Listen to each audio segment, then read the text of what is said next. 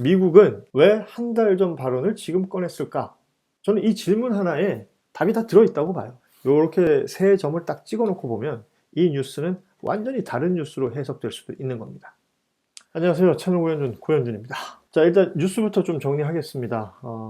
첫 번째로 정동영 장관이 지난 3월에 국회 외통위에 나와서 했던 말이 발단이 된 거예요. 평안북도 구성이라는 곳에 북한의 핵시설이 있다. 제3의 우라늄 농축시설이 있다라고 이렇게 공개를 합니다. 그러니까 이제 미국이 최근에 와서 한 달 지났죠? 우리가 수집한 민감한 정보인데 왜 공개하냐 항의를 했고요. 한겨레 단독 보도로 나온 내용 보면 하루에 한 50에서 100장 정도 그동안 계속 제공해 오던 대북 위성 정보를 일주일 넘게 끊었다라는 이런 보도가 나오게 되죠. 통일부는 공개된 정보를 말한 적 없다 이렇게 반박을 했고요. 그 이후에 국민의힘 중심으로 송일정 의원이 앞장서 있죠. 이 정동영 장관 경질이라든지 이야기가 나오면서 정치권 뉴스로 넘어오게 됩니다. 이후에 인도 순방 중이던 이재명 대통령이 현지에서 X에 글을 올립니다. 이 논란 터무니가 없다 라면서 글을 남기게 되는데 이후에 장동혁 국민의힘 대표 반응 같은 거 보면 이제 한미동맹 안 하고 한중동맹 하려는 것 아니냐 이런 색깔론을 쓱 들고 나오기도 합니다. 이 비아냥되는 거죠. 여기서 이상하지 않습니까? 왜 한 달 전 발언이 4월 중순에 와서야 터진 것일까? 이 답을 찾으려면 뉴스를 이렇게 보던 뉴스를 좀 더 이렇게 넓게 봐야 돼요. 줌 아웃 할 필요가 있다. 국제 뉴스로 눈을 좀 돌릴 필요가 있습니다. 아시는 것처럼 5월 14일부터 이틀 동안 중국 베이징에서 미국과 중국 정상회담이 예정돼 있습니다. 원래 그 3월에 열리기로 했었는데 2월 28일이죠. 우리 시간으로. 그러니까 미국과 이스라엘이 이란을 치고 들어가면서 이 전쟁 여파로 정상회담이 밀리게 된 건데요. 아마도 이 회담 의제에 한반도 문제는 빠질 수가 없는 겁니다. 그러면 이 직전에 타임라인을 좀 살펴볼 필요가 있는데요. 지난 4월 9일에 중국 왕이 외교부장, 뉴스에 많이 나오는 사람이죠. 평양에 갔어요. 김정은 국무위원장을 만났습니다. 5월 이 미중 정상회담 앞두고 북한 카드를 챙긴다. 이런 메시지는 확실했던 것 같습니다. 중국이 북한 문제 우리가 중재자로 나설 수 있다라는 메시지를 미국에 주려면 그 직전에 평양을 가서 김정은을 만나야 한다. 그 만난 것이 주요한 카드가 될 수 있다라는 부분이 있습니다. 그런데 여기서 우리가 꼭 짚어야 될 것은 평양은 갔는데 서울은 안 왔다는 거예요. 왜 안 왔냐를 두고 언론 보도가 나온 게 있는데 이게 많은 분들이 뉴스를 안 보신 것 같은데요. 중국 왕위부장이 평양은 가고 서울은 안 온 이유로 지금 뉴스에서 거론되고 있는 건 한국의 전자 입국 신고서, 대만 사람들이 입국을 한다든지 이럴 때 대만이라고 쓰는 게 아니라 중국 괄호 열고 대만 이렇게 쓰는 것이 문제가 된 거예요. 대만 측에서 항의를 했고요. 한국이 그 항목을 삭제했습니다. 그랬더니 중국이 그것을 시비 건 거예요. 불쾌했다는 거죠. 어찌 보면 이게 다른 뉴스일 수도 있겠다 이렇게 평가할지 모르겠지만 이 중요한 것은 이 이유로 평양은 갔는데 서울엔 안 왔다는 거예요. 지금 우리 이재명 정부가 전략적 자율성 이걸 추구한다 이렇게 알려져 있습니다. 그런데 지금 이 판을 보세요.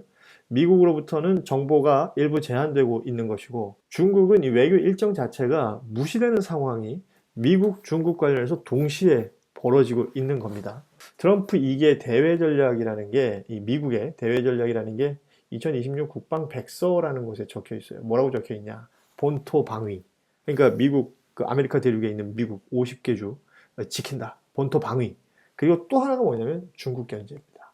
굉장히 중요한 포인트라고 봐야 되는데 미국한테 지금 우리가 살고 있는 이 한반도는 한국과 북한 간의 갈등, 북한 문제를 해결하기 위한 어떤 무대 이렇게 해석되는 게 아닌 것 같아요. 중국을 견제하는 최전방, 그러니까 중국 견제의 한 축, 이렇게 한반도는 인지가 되는 것이죠.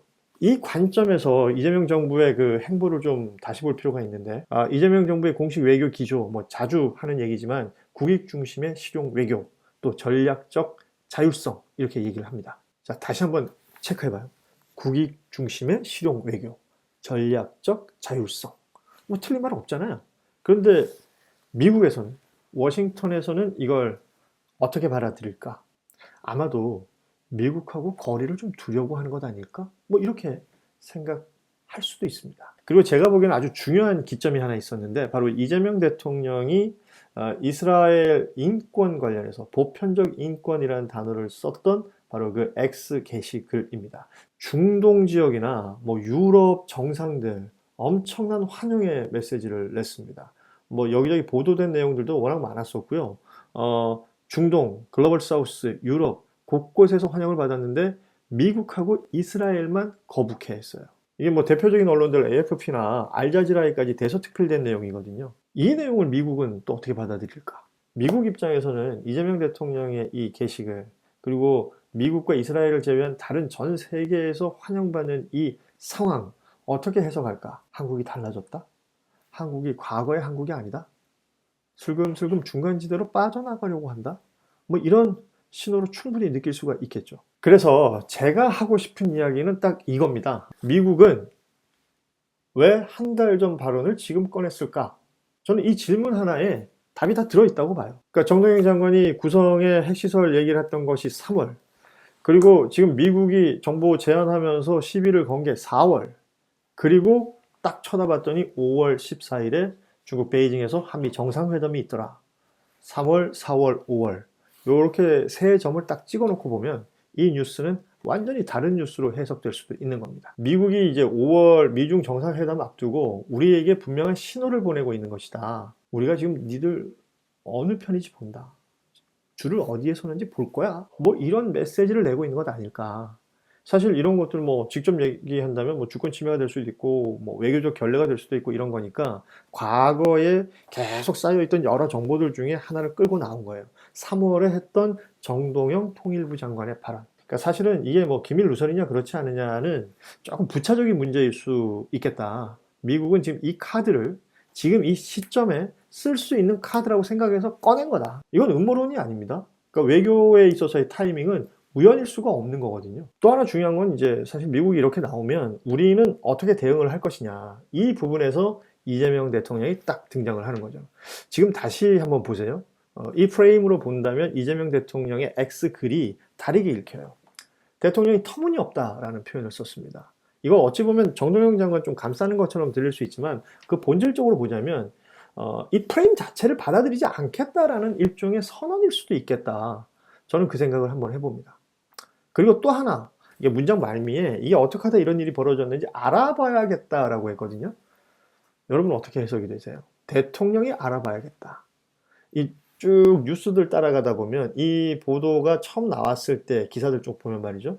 핵심 정보를 제공한 사람 이러면서 정부 관계자, 물론 익명입니다. 이 사람이 등장해요. 대통령이 그 경로를 찾겠다는 건 아닐까? 그걸 한번 알아보겠다는 거 아닐까? 라는 생각이 듭니다. 흔히 하는 말로 통일 외교 안보 라인에 뭐 우리나라에는 뭐 동맹파 자주파 이렇게 나누어져 있다 이런 얘기를 종종 하는데 그들끼리 이제 뭐 싸움하느라고 그 경로를 타고 그들끼리 뭐 이런저런 갈등 속에서 어떤 정보들이 흘러나간 것 아니겠느냐. 요거 한번 점검해 보겠다. 대통령 입장에서는 충분히 할 수 있는 얘기죠. 그리고 이 얘기는 할까 말까 지금 계속 고민을 했는데 계속 추가되는 보도들이 있어가지고요. 한 줄 넣어봅니다. 그러니까 성일종 의원 중심으로 해서 뭐 주한미군 그 브런슨 사령관이 뭐 강하게 항의했다. 뭐 이런 얘기를 주장하면서 정동영 장관 경질을 얘기해요. 그런데 그 관련해서 국방부는 그런 적 없다. 아주 그냥 단호하게 선을 그었습니다. 그리고 주한미군에 다시 또 기자들이 막 물어봤나 봐요. 왜냐면 성일종 의원만 그 얘기를 했으니까. 그래서 주한미군에 물어봤어. 근데 주한미군 더 이상 확인해 줄 게 없다. 글쎄 뭐 야당 뭐 다선 의원인데 영 그 발언에 힘이 없다. 뭐 이런 평가가 가능할 것 같습니다. 그리고 이제 국힘 당대표 장동혁 대표는 꾸준히 그냥 색깔론에 기댄 발언들을 이어내고 있습니다. 뭐 성족이 좋아하고 이스라엘이 좋아하고 중국의 이제 오성홍기는 막 극혐하는 그의 지지자들이 있잖아요. 그들을 향해서만 이제 메시지를 내는 것 같아요. 사실은 뭐 선거가 코앞인데 당대표의 행보로 적합한 거냐? 이 얘기는 뭐 더 안 하겠습니다. 끝으로 언론 얘기를 안 할 수가 없는데, 그러니까 언론에서는 그냥 이 싸움을 뭐 기밀 누설이냐 아니냐 이런 아주 좁은 프레임에 가둬놓고 있는 것 같습니다. 확인되지 않은 뭐 익명 정부자의 말을 빌어서 기사를 만들고 그 기사가 다시 야당이 공세를 펼치는 근거가 되고 이게 뱅글뱅글 돌아요. 이게 또 순환이 된단 말입니다. 도대체 이건 왜 이러는 걸까? 이런 기사만 쏟아져 나온다면 소위 말해서 그 기사 속에서의 맥락 읽기가 가능할까요? 독자들 혹은 시청자들이 포기하지 않겠습니까? 이 뉴스 들어도 그냥 뭐 그런가 보다 이러고 넘어가지 않겠어요? 그렇게 스스로들이 생산하는 뉴스가 되게 가치 없이 평가되고 있다라는 생각이 들면 좀 화나거나 뭐 다른 오기가 생기거나 그렇지 않나요? 부디 좀 독자, 시청자에게 득이 되는, 도움이 되는 그런 뉴스들을 좀 만들어 주기를 다시 한번 바랍니다. 자, 정리합니다. 정동영 장관 발언 가지고 각자 뭘 하고 싶은 건지 따져볼 필요가 있는 것 같아요. 어떤 뉴스가 딱 나오면 이게 과연 누구의 이익으로 좀 귀결되는가 한번 생각해 봤으면 좋겠는데, 누가 이 타이밍에 무슨 이유로 무엇을 원해서 이 정보를 흘렸는가, 혹은 이재명 정부 안에 있는 이 통일외교 안보 라인의 어떤 헤게모니 싸움이 이 사건을 증폭시킨 것은 아닌가. 그리고 제1야당은 이 내용에 대해서 뭔가 제대로 이해를 하는가, 아니면 정쟁의 소재로만 쓰려고 하는가, 언론은 왜 이러는가, 여기까지입니다. 지금 우리가 봐야 될 진짜 중요한 장면은 5월 14일 베이징이라는 생각이 듭니다. 이 회담 결과가 사실은 향후 1, 2년의 한반도 정세에 큰 영향을 미칠 수밖에 없다라는 부분이거든요. 뭐 미중 패권 전쟁 이런 표현을 쓰는데 굉장히 우리하고는 뗄래야 뗄 수 없는 일이고 전 세계 모두 영향을 미치겠지만 우리에겐 직접적일 수밖에 없는 부분이니까 계속해서 신경 써야 될 것이고, 아마 그 과정 속에서 분명 미국이든 혹은 또 중국이 될 수도 있겠죠. 우리에게 계속해서 신호를 보낼 겁니다. 그러니까 정동영 장관 이 발언 같은 이 뉴스가, 아니면 이 비슷한 뉴스가 계속 또 나올 수도 있다는 생각이 듭니다. 뉴스는 오늘의 싸움을 보여주지만 정치는 내일의 판을 짜는 겁니다. 그래서 우리는 그 판을 봐야 되는 거예요. 오늘 여기서 마무리하죠. 고맙습니다. 채널 고현준이었습니다. 보통 이제 유튜버들 보니까 뭐 마칠 때 그 얘기들 하더라고요. 뭐 구독, 좋아요, 알림 설정, 뭐 댓글 얘기를 많이 합니다. 재밌게 보셨다면 혹은 의미 있게 보셨다면 꼭 좀 부탁드리고요. 요거 지금 마이크를 하나 사야 되는데 마이크가 없어가지고 이게 된대요. 그 연결해서 그냥 요 마이크로 우리 전화 통화하듯이 하면 된다 그래서 한번 이용해 봤습니다. 좋은 뭐 마이크 정보나 아니면 이제 유튜브 하는데 필요한 또 다른 뭐 정보들이 있으면 좀 알려주시면 도움이 되겠습니다. 고맙습니다.